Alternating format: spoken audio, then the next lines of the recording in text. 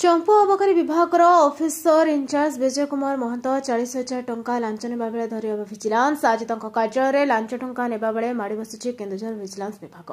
केन्दुझर अबकारी सुपरिटेडेंट सीताराणी पट्टनायक निर्देश से आज करंजिया विदेशी मद दुकान मालिक विधुभूषण पति कार्यालय टंका लांच नेतिबा बेले माड़ी बसिछि विजिलेंस।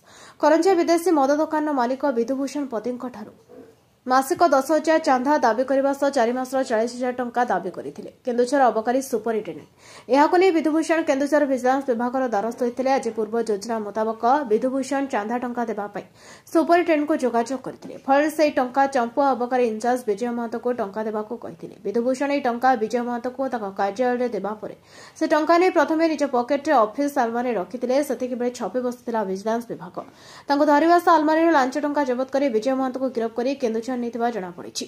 अन्यपटे केन्दुझर अबकारी सुपरिटेडेंट को विजिलेंस विभाग अटक रखी तदंत आरंभ करिछि। जड़र रमेश चंद्र महापात्र रिपोर्ट नायवती टीवी।